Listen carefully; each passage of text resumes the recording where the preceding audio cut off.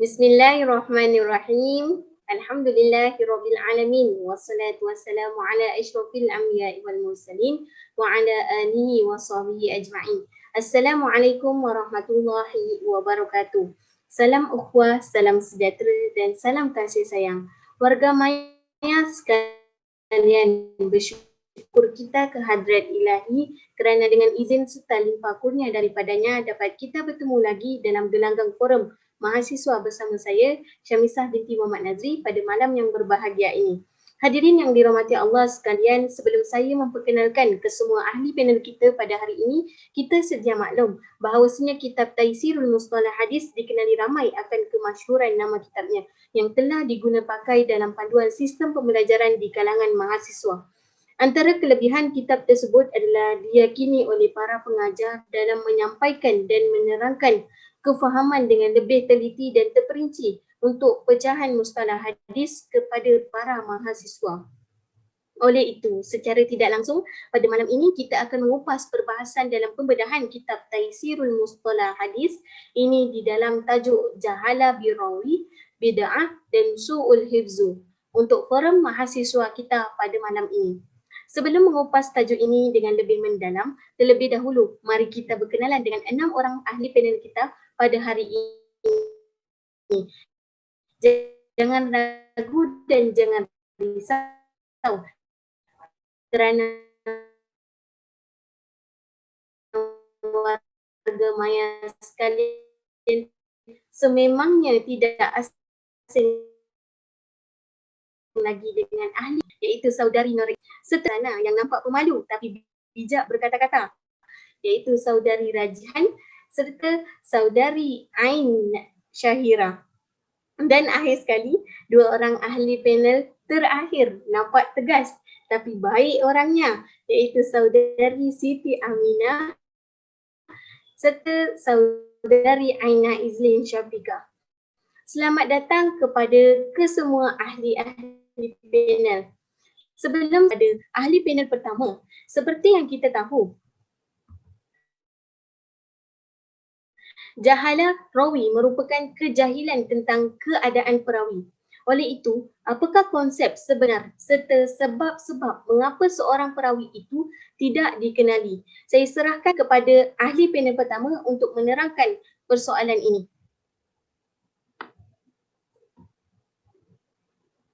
Ahli panel pertama. Bismillahirrahmanirrahim. Bismillahirrahmanirrahim. Terima kasih kepada saudari moderator bagi mengupas berkenaan soalan yang diajukan kepada saya. Apakah yang dimaksudkan dengan jahalah rawi dan sebab-sebab mengapa seorang perawi itu tidak dikenali? Baiklah, para penonton dikasihi Allah SWT. Jahalah rawi dari segi bahasa masdar jahila, iaitu jahil atau tidak tahu. Dari segi istilah pula, jahalah rawi merupakan kejahilan tentang keadaan perawi, yakni tiada pengetahuan tentang keadaan seseorang perawi hadis. Didedah dan tidak dikenali, yang pertama ialah banyak sifat perawi tersebut. Perawi tersebut dikenal dengan salah satu di antara sifatnya seperti namanya atau nama panggilannya atau sifatnya. Dan ketika perawi itu disebutkan dengan nama yang tidak dikenal untuk sesuatu tujuan, maka orang yang tidak mengetahui itu adalah orang yang sama akan menganggap mereka adalah orang yang berbeza, sedangkan nama-nama tersebut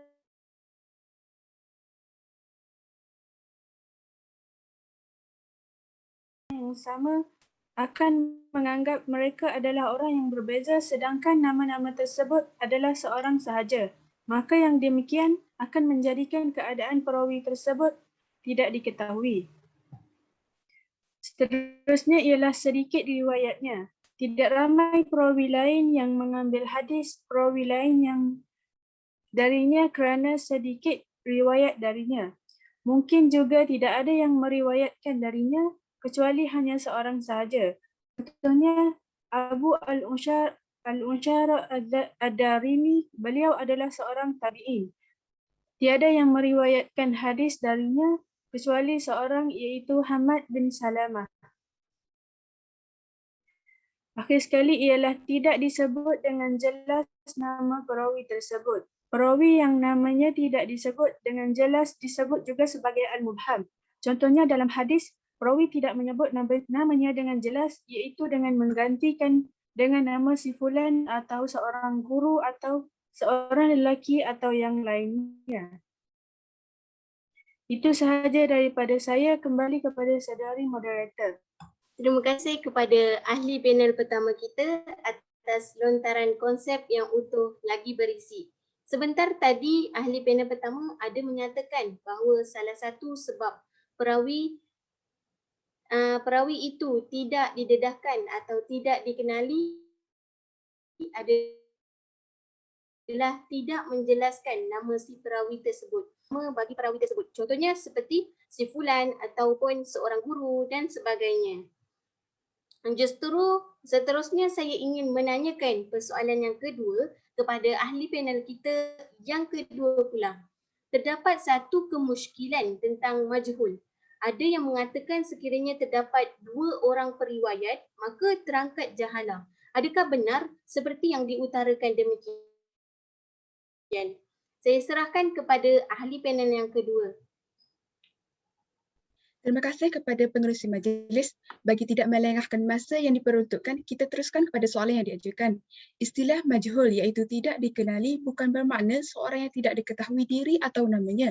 Bahkan majhul bermaksud perawi yang diketahui namanya tapi tidak diketahui status kredibilitinya. Majhul dikategorikan sebagai punca perawi itu ditolak kerana wujud kebarangkalian perawi tersebut iaitu cacat kredibiliti dan keasliannya. Seperti mana kata Imam Asy-Syafi'i, kami tidak terima suatu khabar dari sumber yang tidak kami ketahui. Begitu juga kami tidak terima khabar dari perawi yang tidak diketahui kebenaran katanya dan kebaikannya. Ilmuwan hadis al-mutakaddimun iaitu terawal membagikan mafhum majhul ini berdasarkan tiga kategori: majhul al-ain, majhul al-hal dan masdar. Majhul al-ain iaitu identiti perawi itu sendiri tidak diketahui, manakala majhul al-hal kepribadiannya atau kaitannya hadis tidak diketahui. Dari segi masdar, luaran kepribadian diketahui baik seperti soleh, zuhud, kuat ibadah, namun selain dari itu kabur.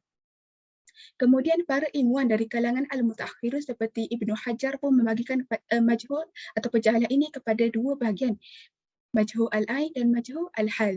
Majhul al-ain, perawi yang diketahui namanya sahaja tanpa identiti, tapi hadisnya tidak diketahui halnya. Ketidakketahuan pada diri perawi itu berlaku sebab biasanya hanya ada satu sahaja perawi yang meriwayatkan darinya. Maka dengan hanya satu perawi, sukar untuk dinilai keasliannya.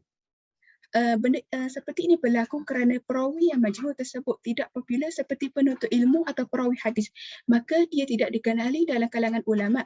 Ia juga disebut sebagai la yurah, la yudra man huwa dan nakirah. Majhul al-hal, perawi yang diketahui identitinya, bahkan perawi yang meriwayatkan darinya juga lebih dari satu, boleh jadi 2, 5 dan lebih. Namun tidak wujud penilaian muktabar pada nukat iaitu pengkritik hadis terhadapnya yang menyebabkan statusnya tidak diketahui. Al-mutaakhirun menggolongkan ini juga sebagai masdar bagi dalam kalangan ulama. Ia disebut sebagai ghairu ma'ruf dan sebagainya. Tiada perbezaan pendapat pada pembahagian pertama dan kedua ini kerana majoriti mengatakan majhul al-ain iaitu identiti perawi yang tidak diketahui, manakala majhul al-hal pula perawi yang diketahui identitinya namun status kredibilitinya sama ada kepribadian dan keaslian tidak diketahui walau banyak mana pun perawi yang ambil darinya. Bilangan perawi tidak diketahui, ia cuma sejenis gambaran yang berlaku dalam realiti. Sekiranya perawi ini dikenali identiti tapi hanya ada satu sahaja perawi yang diriwayatkan identiti tersebut diketahui, maka dia bukan majhul al-ain. Walaupun hanya ada satu perawi sahaja yang ambil darinya, maka dia berpegang pada majhul al-hal sehinggalah ada penilaian muktabar dijumpai mengenainya. Dan sekiranya perawi yang diketahui identiti dan hanya mempunyai satu perawi saja, ia bukan majhul kerana ada nakid yang menyatakan status walaupun seorang. Ataupun jika satu-satunya perawi yang mengambil dari perawi tersebut dikenali sebagai sangat cerewet memilih gurunya dan hanya meriwayatkan dari guru yang dianggapnya sebagai boleh diterima. Misalnya Imam Malik, Syu'bah bin Al-Hajjaj, Diketahui contoh sebagai dalam topik Al-Wuhdan yang merupakan salah satu seni mendalami masalah majhul dan ilmu al-jarh dan ta'dil. Wallahu alam. Kembali kepada saudari moderator. Terima kasih. Terima kasih kepada ahli panel kedua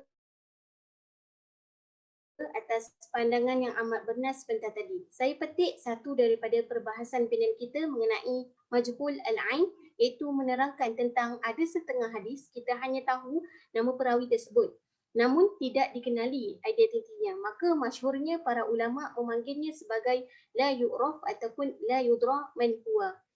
Baiklah, kita pergi ke seterusnya. Jika dua orang panel kita tadi menerangkan tentang tajuk jahalah rawi, maka seterusnya saya ingin meminta pendapat panel ketiga mengenai seperti yang sedia kita ketahui, hadis yang dikategorikan mubham mempunyai nama yang khusus, iaitu hadis mubham.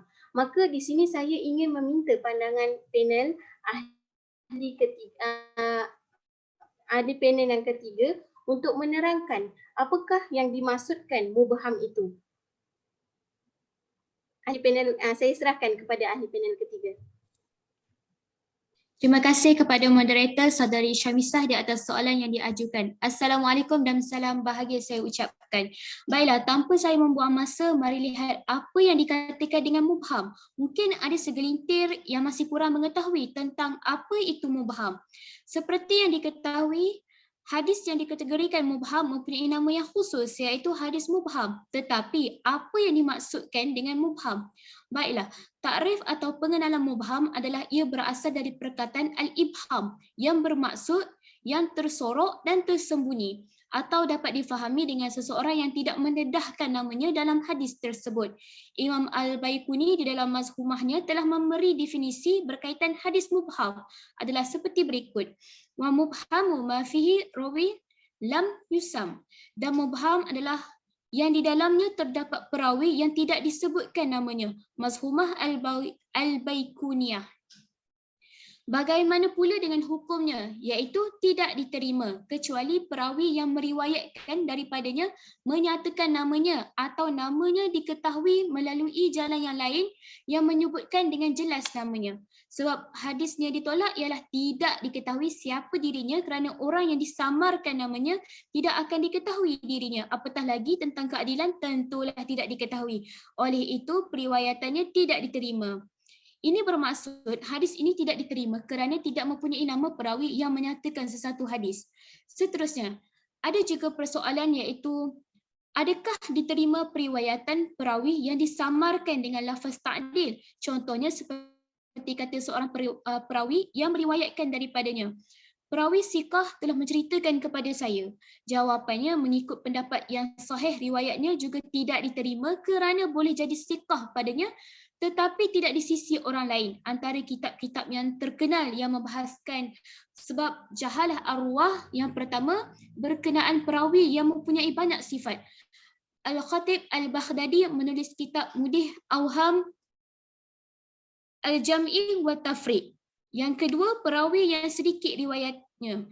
Berkenaan sebab ini ditulis kitab-kitab Al-Wuhdan, iaitu kitab yang mengandungi perawi yang seorang sahaja meriwayatkan daripadanya.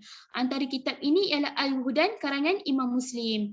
Yang terakhir sekali, tidak dinyatakan nama perawi. Berkenaan sebab ini, kitab-kitab Al-Mubhamat seperti kitab Al-Asma' Al-Mubhamah fil Anba'i Al-Muhkamah oleh Al-Khatib Al-Baghdadi dan kitab Al-Mustafada min Mubhamati Al-Matni wal-Isnad oleh Waliyuddin Al-Iraqi. Baiklah, kesimpulannya, semoga dengan pencerahan yang ringkas ini dapat memberi sedikit manfaat, faedah dan menambah kefahaman kita dalam ilmu hadis. Seterusnya insya-Allah agar dapat kita memelihara hadis-hadis Nabi SAW daripada sebarang pendustaan ke atas nama baginda SAW yang mulia. Dengan ini saya serahkan kembali kepada moderator. Terima kasih.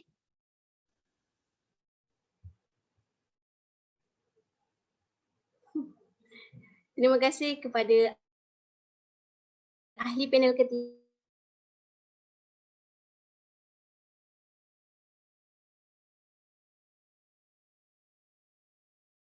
3 tadi atas penerangan yang amat terperinci tadi. Baiklah, saya tekankan dalam penerangan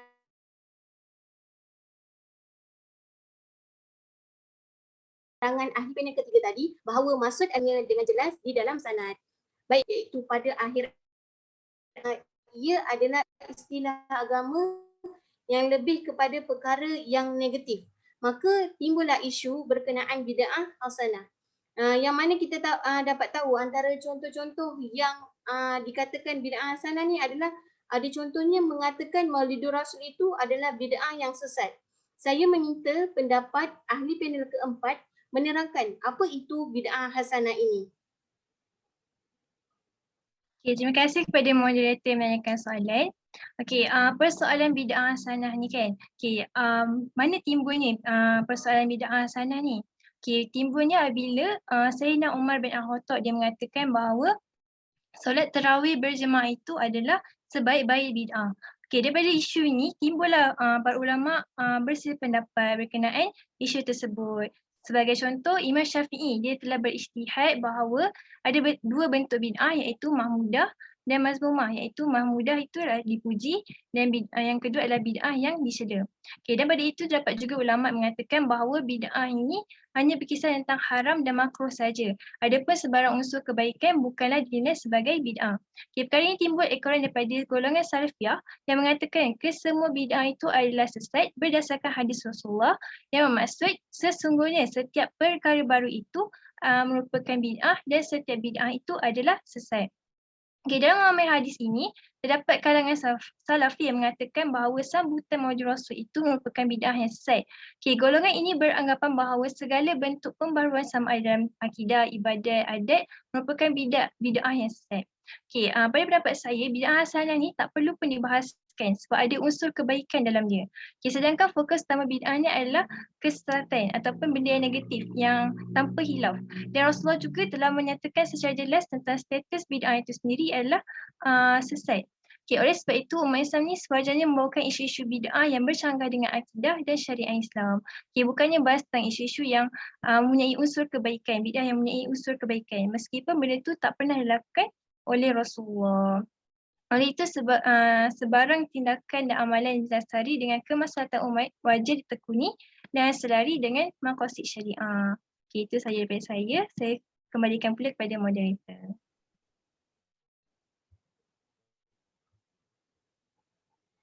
Terima kasih kepada ahli panel keempat yang menerangkan dengan lebih terperinci dan jelas dalam pembahasan isu tersebut. Maka dengan penyampaian yang diutarakan oleh panel keempat kita ini. Ayolah, selanjutnya soalan yang ingin diajukan kepada panel kelima. Sekarang kita perdengarkan pula pendapat daripada panel kelima secara ringkas tentang iaitu beberapa orang mengatakan bahawa siapa sahaja yang melakukan bid'ah mukaffirah maka ia akan keluar daripada golongan ahli sunnah walaupun hujah telah ditegakkan ke atasnya dan orang itu masih tetap berkeras melanjutkan kebid'ahnya. Apakah orang itu masih dianggap sebagai pengikut ahli sunnah? Saya serahkan kepada ahli panel kelima untuk memperjelaskan isu tersebut. Terima kasih Majlis. Baiklah, pertama sekali kita perlu tahu apa itu bid'ah mukaffirah. Bid'ah mukaffirah ini ialah setiap bid'ah yang melakukan sesuatu dan dia menyebabkan pelaku tersebut menjadi kafir, yakni keluar daripada Islam. Bid'ah ini biasanya berkaitan dengan keyakinan seperti bid'ah orang-orang Jahmiyah, Syiah Imamiyah Al-Isna Asyariah dan juga mereka yang mengingkari takdir Allah iaitu Qadariyah. Bid'ah mukaffirah juga ada satu bid'ah di mana seseorang yang mengucapkan sesuatu perkataan kufur seperti mana ia mengatakan bahawa Allah ini tidak beristiwa di atas arasy-Nya atau perkataan yang seangkatan dengannya. Jika seseorang Muslim mula melakukan bid'ah dan telah terang dia punya sifat bid'ah dan dia tetap berkeras untuk melakukannya, maka itu adalah sama seperti orang yang mengingkari istiwa Allah di atas arasy atau mendusta Al-Quran iaitu kalamullah. Tidak ada perbezaan sedikit pun antara yang sebelum dan yang ini. Tidak ada positif maupun negatif. Jika positif, maka dia telah kufur dengan syarat-syarat yang telah disebutkan dan telah ditetapkan bukti untuknya. Sedangkan jika negatif, maka tidak ada takfir, yakni hukuman kafir di dalam hal itu ataupun hal yang sebelumnya, kecuali dengan syarat-syarat yang telah disebutkan. Okay, contohnya Mu'tazilah dan Khawarij, mereka memiliki satu titik yang sama dalam beberapa penyimpangan dan berselisih dalam beberapa perkara. Contohnya Khawarij dan Mu'tazilah sama-sama menyatakan bahawa Al-Quran itu adalah makhluk. Namun tiada seorang pun muhaddisun, iaitu ulama ahli hadis, yang mengingkari Khawarij. Jadi bagaimana kita menyatukan dalam fikiran kita bahawa orang yang mengingkari akidah itu adalah kafir, sedangkan yang melakukan bid'ah adalah fasik. Kita perhatikan bahawa para imam ahli hadis meriwayatkan dari golongan Khawarij dan juga Mu'tazilah, walaupun mereka menyimpang dari akidah yang sahih dalam beberapa perkara. Misalnya mereka mengatakan kalamullah itu makhluk. Mereka juga mengingkari ru'yatullah, iaitu melihat Allah di akhirat. Penafian ini dan penafian mereka sebelum ini berdasarkan definisi sebelumnya. Ianya layaklah ditugaskan kepada mereka, yakni orang-orang kafir.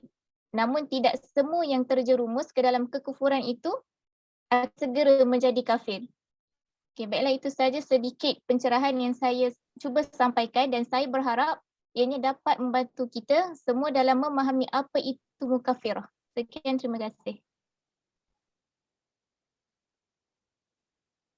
Baiklah, terima kasih kepada ahli panel yang kelima. Begitu hebat sekali kata-kata atau pendapat yang diutarakan oleh panel kelima kita tadi. Diharapkan ianya dapat dijadikan pegangan dan panduan kepada penonton pada hari ini. Tetapi seterusnya saya ingin bertanya secara ringkas tentang pendapat ahli panel kita yang terakhir pada hari ini. Apakah yang dikatakan dengan perawi yang buruk hafalannya dan bagaimana dengan yang dikatakan buruk hafalan itu? Baiklah, bismillahirrahmanirrahim. Assalamualaikum warahmatullahi wabarakatuh. Terima kasih saudari moderator yang sentiasa bersemangat mengajukan soalan kepada para panel. Baiklah, bagi mengupas berkenaan soalan yang diajukan, apakah yang dikatakan dengan perawi yang buruk hafalannya dan bagaimana dengan yang dikatakan buruk hafalan itu sendiri. Baiklah, para hadirin yang dirahmati Allah Subhanahu wa taala, su'ul hifzi, yakni buruk hafalan. Definisinya adalah sayyi'ul hifzi, ialah orang yang memiliki sifat su'ul hifz, iaitu perawi yang tidak dapat dikuatkan sisi kebenaran hafalannya kerana keburukan hafalannya. Yang bermaksud thiqah terhadap perawi itu berkurang dengan sebab kekurangan pada hafalannya. Justru su'ul hifzi ada dua kategori. Kategori yang pertama adalah su'ul hifzi yang muncul sejak lahir dan masih tetap padanya sehingga menjadikan riwayatnya ditolak. Menurut pendapat sebahagian ahli hadis, khabar ataupun berita yang dibawanya dinamakan syaz, yakni ragu-ragu. Seterusnya, kategori yang kedua pula, sesuatu yang menimpa perawi kadangkala berlaku mengikut peredaran masa, sama ada kerana mereka sudah tua ataupun kerana hilang penglihatannya, yakni buta, ataupun kerana kitab-kitabnya terbakar. Yang demikian ini dinamakan al-mukhtalaf, yakni rosak akal fikirannya atau hafalannya. Maka demikian terdapat beberapa hukum periwayatan hadis tersebut. Bagi kategori yang pertama tadi, yakni perawi yang su'ul hifz sejak lahir, maka riwayatnya ditolak. Manakala bagi kategori yang kedua, iaitu al-mukhtalaf, terdapat 3 situasi. Yang pertama, jika terjadi sebelum rosak hafalannya dan masih dapat dibezakan, maka riwayatnya diterima. Yang kedua, jika terjadi setelah rosak hafalannya, maka ditolak riwayatannya. Yang ketiga, adapun jika tidak boleh ditentukan apakah terjadi sebelum atau selepas rosak hafalannya, maka hukum riwayat seperti ini adalah tawakuf, iaitu tidak diterima ataupun tidak ditolak sehingga ada ketentuan yang boleh membezakannya. Jadi itulah sedikit sebanyak yang dapat saya kupaskan. Wallahu a'lam. Terima kasih dan saya serahkan kembali kepada saudari moderator. Begitu hebat sekali wacana yang dilontarkan oleh panel terakhir kita sebentar tadi. Saya ambil satu daripada dengan penyampaian panel terakhir kita mengenai kategori kedua iaitu suhul hifzi, yang mana kadang-kadang berlaku perkara ini adalah kerana sudah tua ataupun kerana kitab-kitabnya terbakar. Maka di sini saya dapat lihat begitu terperincinya para ulama dalam pemilihan perawi hadis, yang mana sekecil-kecil perkara itu adalah sebesar-besar perkara yang perlu dilihat dan dikaji oleh para ulama hadis. Baiklah, kita sudah berada di penghujung perbahasan forum kita pada hari ini. Nampak ngantuk sekali ahli panel sekalian. Sekali lagi terima kasih saya ucapkan kepada kesemua ahli panel kita kerana sudi hadir dan sudi menyuarakan pendapat masing-masing. Moga apa yang kita dapat hari ini tidak sekadar masuk telinga kanan, keluar telinga kiri. Nampaknya masa amat mencuburi kita. Sebelum berakhir, mari kita sama-sama menepuk tangan untuk diri sendiri kerana berjaya dan tekun mendengar pembincangan kita pada hari ini. Kesimpulannya, dalam perbahasan jahalah rawi yang mana merujuk kepada keperincian keterangan yang padat mengenai pengenalan terhadap perawi hadis. Keduanya tajuk yang memperjelaskan isu-isu yang bangkit di kalangan masyarakat dalam kefahaman penolakan bid'ah menurut syariat Islam. Rumusnya yang terakhir memahami konsep dalam pemilihan perawi dalam kekuatan hafazannya dan ciri-ciri yang dikategorikan oleh para ulama hadis.